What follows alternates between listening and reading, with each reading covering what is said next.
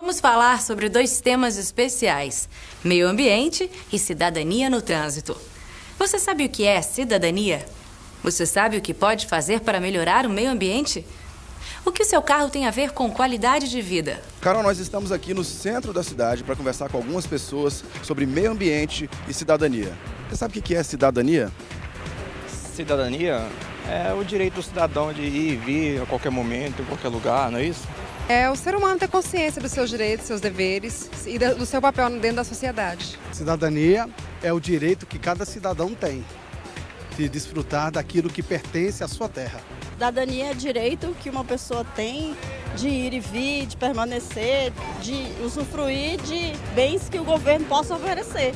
Cidadania é a gente, a convivência com os outros, conseguir conviver sem diferença, sem conflito, os direitos que a gente tem, né, na comunidade, né, no espaço urbano, no espaço público, é conseguir exigir nossos direitos, né, cumprir nossos deveres. A gente nota que as pessoas têm noção da ideia de cidadania, mesmo sem ter uma definição formal. Pois é, Carol. Resumidamente, cidadania é quando os indivíduos têm os seus direitos constitucionais garantidos. É isso mesmo, Alexandre. E tem uma coisa que é também muito importante. Todo mundo fala em direitos, pouca gente fala em deveres. Vamos ver o que nos diz o advogado Leonardo Passos. Para que se estabeleça um convívio harmônico das pessoas em sociedade, é necessário que elas observem uma série de regras para a harmonização das relações interpessoais que requerem que sejam reconhecidos direitos e deveres. Portanto, são fontes de obrigação, de comportamentos que devem ser observados para que você não interfira nessa estrutura harmônica e no convívio pacífico e desejável entre um indivíduo e outro. Leonardo, como isso ocorre no trânsito? Você tem na faixa de trânsito um instrumento de salvaguarda da vida do transeunte em relação ao motorista, que deve respeitar com responsabilidade a posição de fragilidade daquela pessoa diante de uma máquina que ele está conduzindo. Excelente exemplo. Mas o mesmo não deveria acontecer com os demais segmentos? Perfeitamente, Carol. Existe uma relação lógica entre o tamanho dos veículos e os tipos de veículos que são guiados e a responsabilidade dos seus condutores sobre eles. Logicamente que os menores veículos, eles devem ter prioridade, assim como os pedestres, sobre os veículos maiores. Isso significa dizer que os motoristas de veículos grandes, como caminhões, por exemplo, devem ter um cuidado redobrado, até porque esses veículos, caso se envolvam em algum tipo de acidente, certamente acarretarão em danos de maior proporção. Será que as pessoas acham que têm os direitos respeitados no trânsito? Alexandre, o que as pessoas pensam disso? Vamos ver aqui, Carol. A senhora acha que seus direitos são respeitados no trânsito? Eu acho que não, porque as pessoas não têm o bom senso, né? Você acha que seus direitos são respeitados no trânsito? Às vezes. Porque muita gente não dá muita importância aos pedestres, aos motociclistas, aos ciclistas, sabe? Ao próprio usuário do carro. Não, as pessoas são muito nervosas, sempre estão atrasadas, principalmente mulher, eles não respeitam mesmo. Ônibus então e van, se você não sair da frente, eles passam por cima. O motoqueiro às vezes passa na onde que não deve passar, pedestre às vezes abusa do limite de faixa. Existe tanto mau motorista como mau pedestre, né? Você acha que seus direitos são respeitados no trânsito? Eu acho que às vezes sim, mas também muitos dos motoqueiros também desrespeitam bastante. Acho que não são todos que respeitam totalmente, não. Você acha que os carros maiores, os ônibus, eles respeitam as motos, os carros menores? Não, os carros maiores acho que muitas vezes nem vê, né? Acho que não é muitas vezes nem por culpa, não. Então, partindo do pedestre, que seria o mais vulnerável de todos, você tem que entender que ele tem que ter prioridade nas mais diversas situações encontradas no trânsito. No momento que vai atravessar uma rua, no momento que circula numa zona de maior perigo.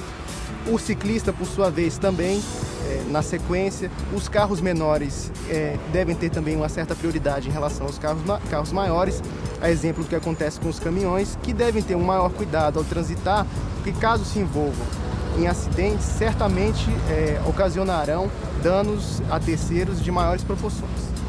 É assim que o Brasil pode melhorar. Vamos falar com o professor Davi sobre o assunto. Professor, a educação é o caminho? É sim, Carol. Educação é imprescindível, mas não é suficiente. Temos de melhorar o ambiente também. A maior parte dos investimentos vai para atender às necessidades dos veículos motorizados. E muitas vezes os pedestres, os ciclistas, pessoas com mobilidade reduzida ficam prejudicados. É preciso investir mais em espaços para pedestres e ciclistas. Professor, talvez seja por isso que as pessoas compram carro. E pior, do jeito que a coisa vai, a quantidade de carros pode virar um problema. Mais carros, mais congestionamento, mais poluição. É preciso inverter essa equação.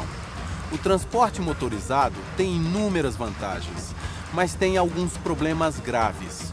O mais visível são os acidentes de trânsito, que ferem e matam muita gente. Mas existem dois outros problemas: a questão ambiental e a questão energética. Nosso planeta passa por um momento difícil. Há um exagerado consumo de energia, muito mais do que o que seria razoável. E grande parte dessa energia é consumida pelo sistema de transporte. E praticamente todo o combustível vem do petróleo, que é energia fóssil não renovável. E as gerações futuras?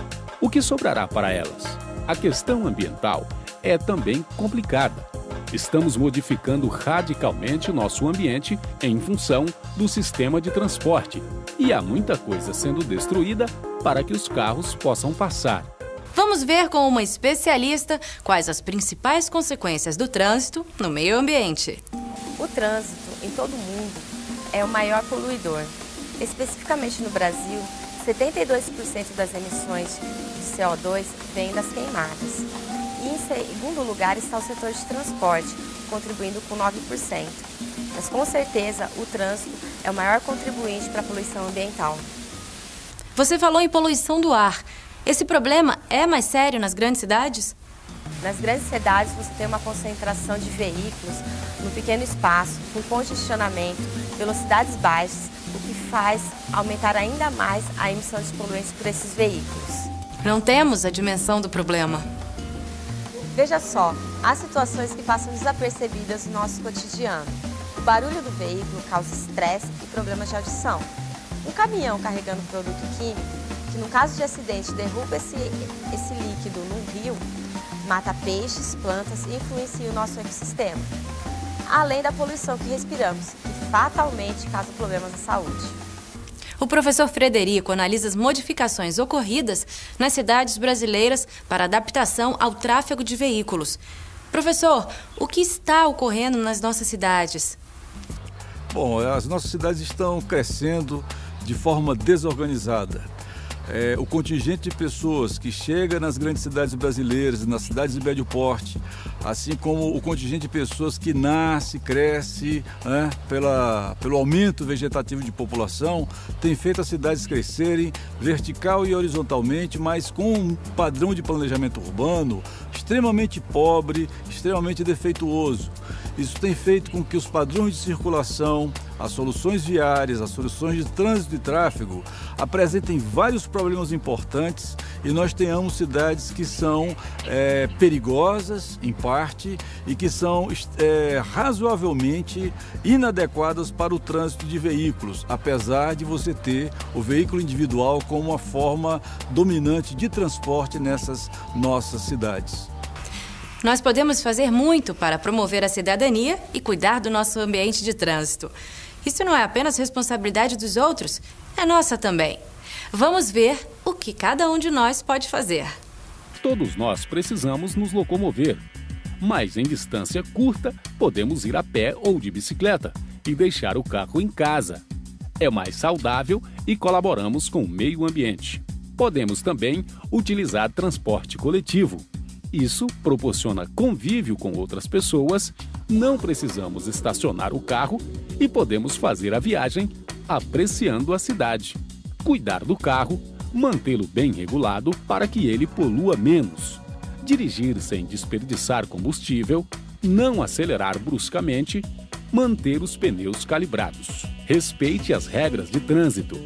Colabore com os outros. Organizar transporte solidário. Por que ir em 2 carros se podemos usar apenas um? Respeitar os menores. Se você está de carro, seja gentil com os pedestres, ciclistas e demais usuários. Educação é essencial para a boa viagem. Se todos colaborarem, tudo vai ficar melhor. Faça a sua parte. Não somos donos do mundo. Vamos entregar um mundo melhor aos nossos filhos. Podemos ter uma vida mais simples e agradável. É só ser mais gentil com os outros e com a natureza.